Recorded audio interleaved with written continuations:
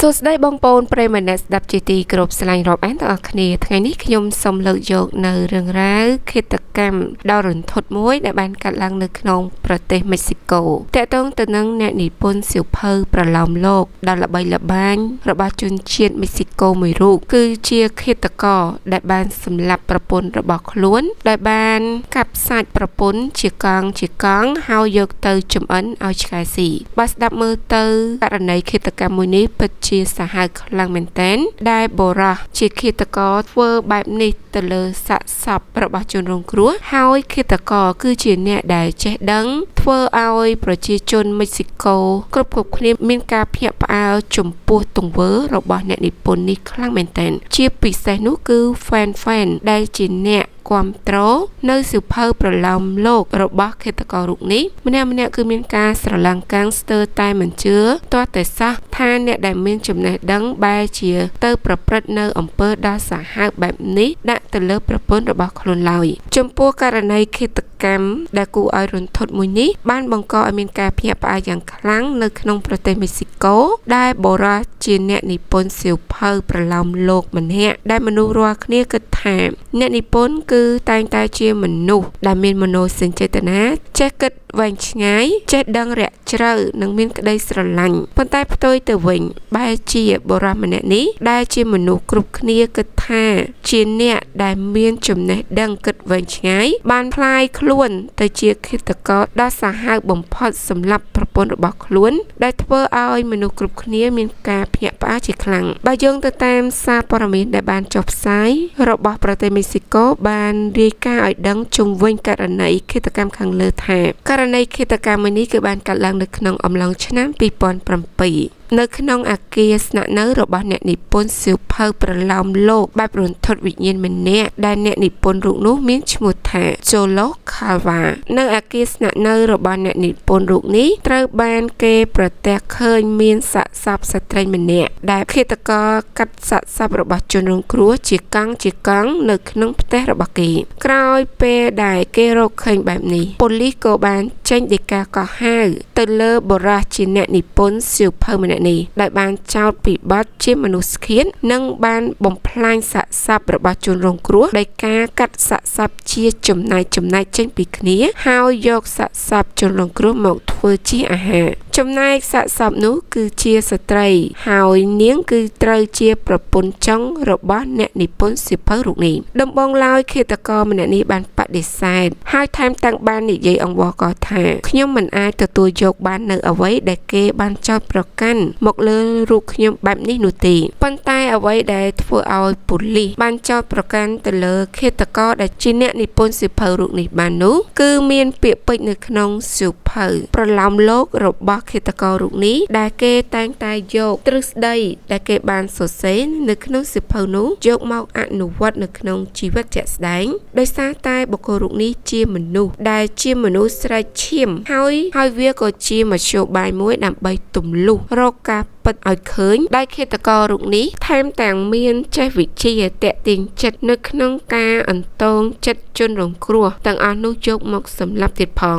លោក Calva គឺជាអ្នកដែលមានកេរ្តិ៍ឈ្មោះល្បីល្បាញម្នាក់នៅក្នុងប្រទេសមិចស៊ីកូហើយលោកមិនត្រឹមតែល្បីខាងនិពន្ធសៀវភៅប្រឡោមលោកនោះទេប៉ុន្តែលោកក៏មានការល្បីល្បាញចំពោះរឿងរ៉ាវចចាមអារ៉ាមមួយថាលោកគឺជាមនុស្សដែលស៊ីសាច់មនុស្សក្រុមប៉ូលីសបានរកឃើញបំណែកសាកសពរបស់ជនរងគ្រោះនៅក្នុងផ្ទះរបស់ឃាតករជាអ្នកនិពន្ធសៀវភៅនេះគឺជាប្រពន្ធរបស់ឃាតកររូបនេះតែម្ដងដោយនារីរងគ្រោះមានឈ្មោះថា Alejandra Galena នាងគឺជាប្រពន្ធក្រោយរបស់ឃាតករហើយរូបនាងមានអាយុ32ឆ្នាំក្រុមឯកការរបស់ប្រទេសមិចស៊ីកូដែលបានសិក្សាពីករណីឃាតកម្មដ៏សាហាវមួយនេះបាននិយាយឲ្យដឹងថាពួកគេមានការជឿជាក់ផងដែរថាឃាតករគឺជាអ្នកដែលបានសម្លាប់ហើយយកសាកសពមកកាប់ចិញ្ច្រាំទៅលើមិត្តស្រីរបស់ខ្លួនមិនមែនតែម្នាក់នោះទេគឺមានចំនួន2នាក់ផងដែរប៉ុន្តែក្រុមឯកការពួកគេមិនទាន់អាចរកផុសតាំងគ្រប់គ្រាន់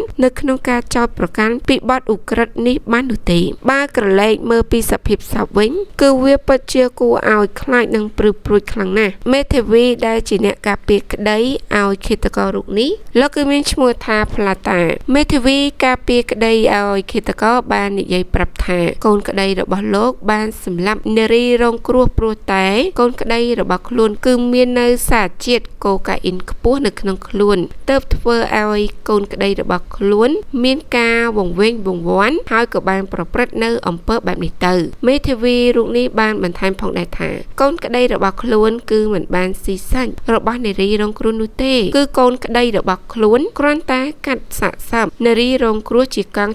តែប៉ុណ្ណោះដោយឡែកបើយោងទៅតាមការសារភាពរបស់ឃាតករដែលមានឈ្មោះថាខាវ៉ាវិញបាននិយាយប្រាប់ប៉ូលីសឲ្យដឹងថារូកេគឺជាអ្នកដែលបានសម្លាប់ទៅលើនារីរងគ្រោះហើយក៏បានយកសាកសពរបស់នារីរងគ្រោះមកចម្អិនធ្វើជាអាហារហើយម្ហូបអាហារដែលខ្លួនបានចម្អិននោះគឺយកទៅឲ្យឆ្កែចិញ្ចឹមជាច្រើនក្បាលរបស់អ្នកជិតខាងខ្លួននៅម្ដុំនោះដើម្បីឲ្យឆ្កែទាំងអស់នោះវាស៊ីនៅសាកសពរបស់ជនរងគ្រោះហើយឃាតករបាននិយាយថាការធ្វើបែបនេះគឺជាវិធីមួយដើម្បីបំផ្លាញសាកសពហើយវាក៏ជាវិធីដើម្បីចង់បំបត្តិផតតាំងចោលផងដែរឃាតករក៏បានសារភាពឲ្យដឹងទៀតថាមូលហេតុដែលខ្លួនបានសម្លាប់នារីរងគ្រោះដោយសារតែនារីរងគ្រោះចេះតែទាមទារច្រើនហួសហេតុពេកមកលើខ្លួនដូច្នេះហើយធ្វើឲ្យរូកេមិនអាចទ្រាំទ្រនឹងចរិតរបស់នាងបានទើបឈានដល់ការសម្លាប់នាងបែបនេះក្នុងនោះឃាតករក៏បានសារភាពឲ្យដឹងទៀតថាក្រោយពេលដែលខ្លួនបានសម្លាប់នារីរងគ្រោះហើយសាកសពរបស់នារីរងគ្រោះគឺរូកេបានកាត់សាកសពជាបំណែកដោយសាកសពផ្នែកខ្លះយកមកស្ងោរហើយផ្នែកខ្លះទៀតយកមកចៀនបំពងចំណែកខ្លាញ់ដែលរលាយចេញពីសាច់របស់សាកសពគឺឃាតកររូបនេះបានយកខ្លាញ់នោះមកធ្វើជាថ្នាំសម្រាប់លាបឲ្យសត្វឆ្កែពីព្រោះថាឆ្កែទាំងអស់នោះនៅពេលដែលវាធំក្លិនខ្លាញ់របស់មនុស្សគឺវានឹងស៊ីសាច់នេះបានច្រើនបើយោងទៅតាមការលើកឡើងរបស់ក្រុមអាជ្ញាធរប្រចាំទីក្រុងរ៉ូជូលោកបាននិយាយឲ្យដឹងថាទោះបីជាឃាតករបានព្យាយាមបំផ្លាញសាកសពរបស់នារីរងគ្រោះដោយការកាត់ជាកង់ក្នុងគោលបំណងចង់បំបត្តិផតតាំងយ៉ាងណាក៏ដោយប៉ុន្តែក៏នៅមានបំណែកសាកសពរបស់នារីរងគ្រោះខ្លះគឺនៅត្រង់ឆ្អឹងដៃរបស់នាងនិងបំណែកស្បែកហើយនឹងជើងខ្លាញ់ប្រអប់ជើងរបស់នារីរងគ្រោះហើយនឹងសាច់នៅសល់បន្តិចបន្តួចរបស់នារីរងគ្រោះដែលត្រូវបានឃាតករបន្សល់ទុកនៅក្នុងទូទឹកកកដើម្បីទុកជាផតតាំងទាំងអស់នេះក្នុងការចាប់ខ្លួនឃាតករបានជុំវិញករណីឃាតកម្មដ៏រន្ធត់មួយនេះដែលបានកើតឡើងនៅក្នុងប្រទេសមិចស៊ីកូវាគឺជាករណីដ៏សាហាវបំផុតមួយដែលពុំធ្លាប់កើតមានពីមុនមកឃាតករខាងលើនេះត្រូវបានប៉ូលីសចាប់ខ្លួនកាលពីអំឡុងថ្ងៃទី8ខែតុលាឆ្នាំ